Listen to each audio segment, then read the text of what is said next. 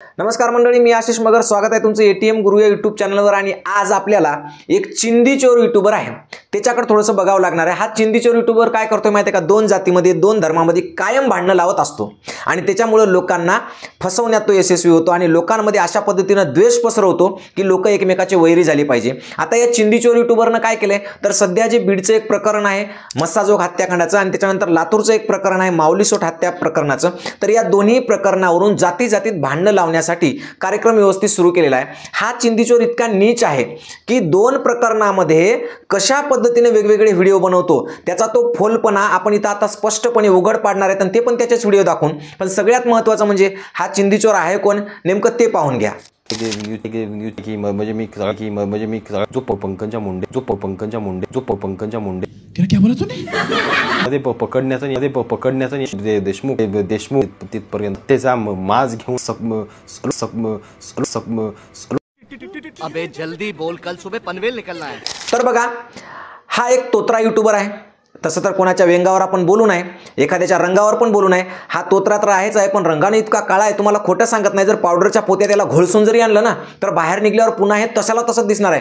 अख्खे filter fail गेले भाऊच्या मोबाईलचे, अख्खे कॅमेऱ्याचे फिल्टर फेल गेले, पण भाऊ काही गोरा दिसणं झालाय. त्याच्या दाढीत आणि त्याच्या गालात अजून पण काही कलर बदलणं झालाय. तर इतका नीच आणि इतका काळा आणि इतका तोत्रा हा व्यक्ती नेमका काय करतोय बघा. देवानं सुद्धा बघा, देव खूप न्याय करतो लोकांसोबत. देवाला माहित होतं हे बोलले की याच्या तोंडातून घाण निघणार आहे, म्हणून त्याला बोलण्यापूर्वी अटकण्याचं एक काहीतरी कार्यक्रम देवाने त्याच्यात सॉफ्टवेअर म्हणजे हे करून टाकलेले, फिट करून टाकलेले. म्हणजे बोलायला गेला की पहिले तो अटकतो. म्हणजे देवाने त्याला एक संधी दिली की बोलण्यापूर्वी विचार कर बाबा.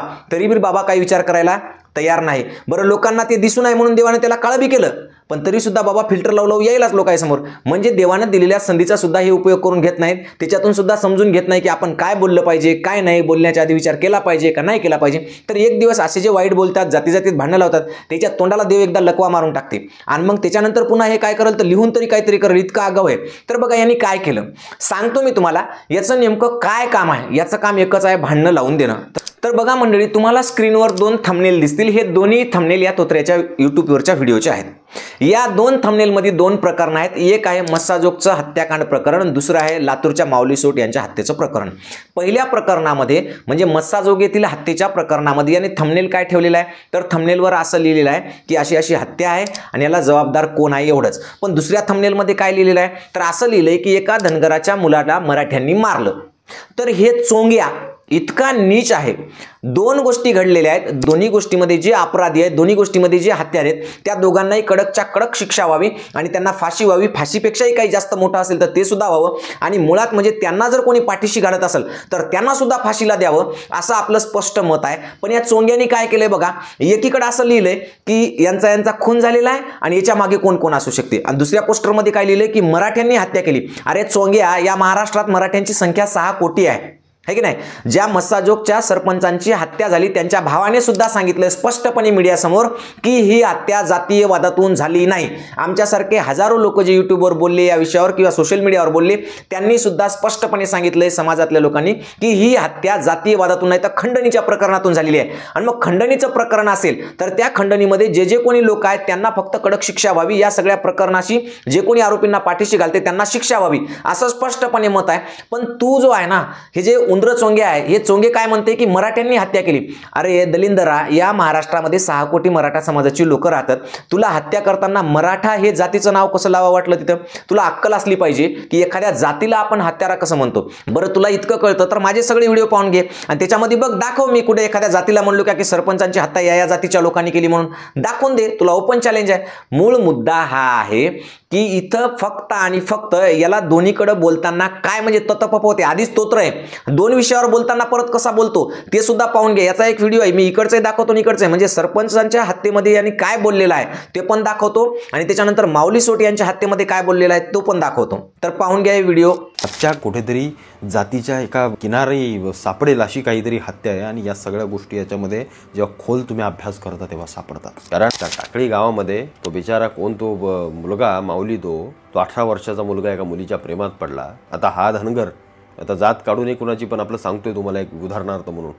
बघा, सरपंचाच्या हत्येमध्ये काय म्हणतो की या हत्येला जातीय किनार आहे, याच्यापेक्षा पुढे जात नाही. त्याची तोतरी वळली, म्हणजे ऑलरेडीच ते बोबडा आहे पण त्याच्यात पुन्हा आणखी तोतरी वळती त्याची, तर त्याच्या पुढे तो गेलाच नाही. फक्त जातीला किनार आहे.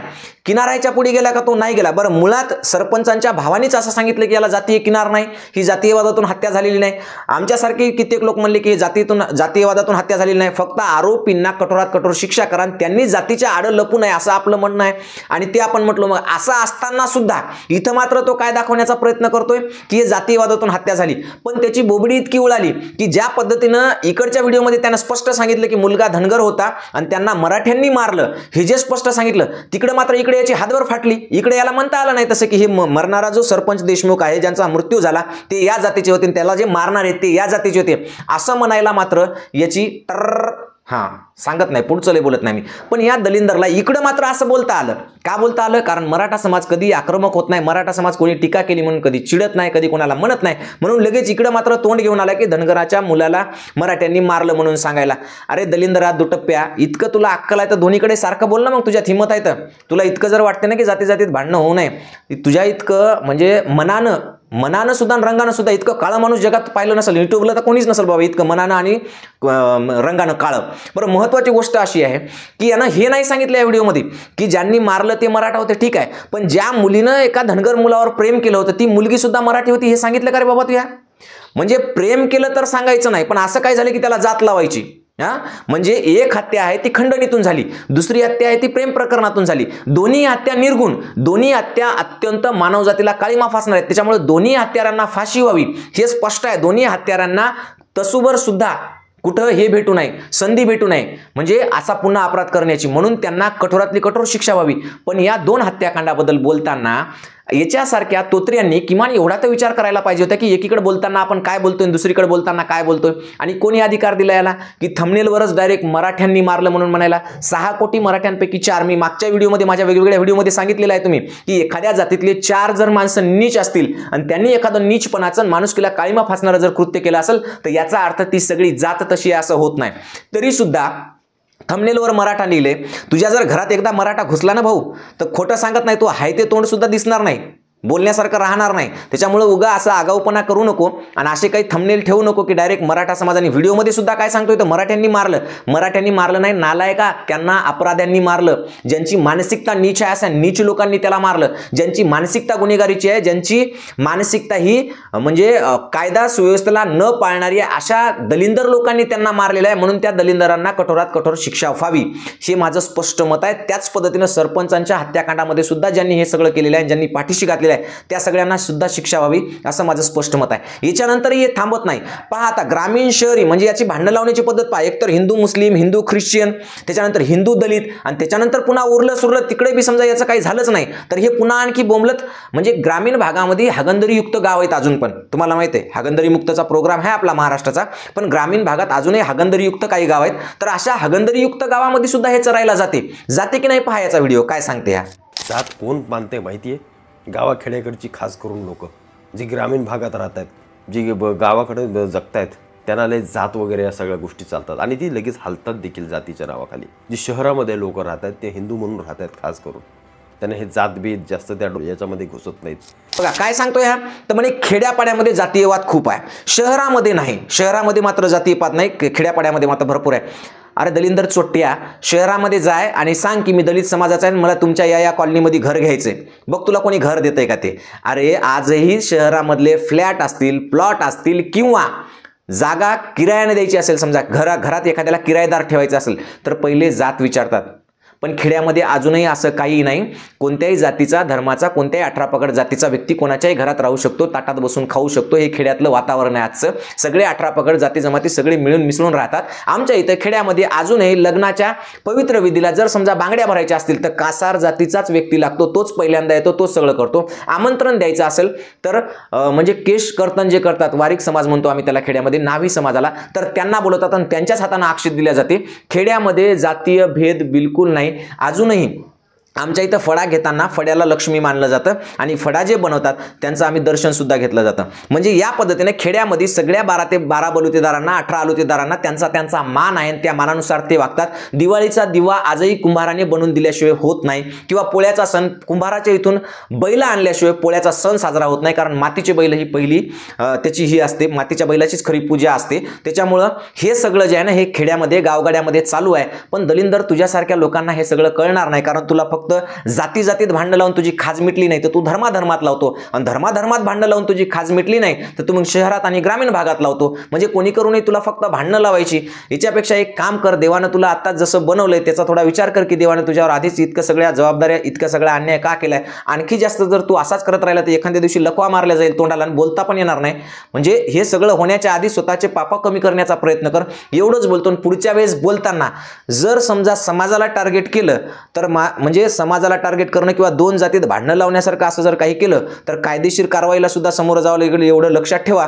एवढं बोलतो. आणि सगळ्यात महत्त्वाचं म्हणजे की अशा दलिंदर लोकांच्या, अशा नीच लोकांच्या नादाला आपली पोरं लागू नये म्हणून आपल्याकडे एक विशेष प्रोग्राम आहे. तो विशेष प्रोग्राम म्हणजे सर्व जाती धर्मातल्या सगळ्या लोकांसाठी फ्री आहे. तर अशा नीच लोकांच्या नादाला आपली लेकरं लागू नये, अभ्यासात प्रगती व्हावी, जातीय द्वेषातून किंवा जाती धर्माच्या द्वेषातून बाहेर पडावी आणि सगळ्यांना बंधुभावानं वागवावं म्हणून आपल्याकडे एक कोर्स आहे जो की अभ्यासाशी संबंधित आहे. जर तुमचे मुलं 4थी 5वीला असतील तर नवोदय स्कॉलरशिपचा कोर्स आहे जो एकदम फ्री आहे.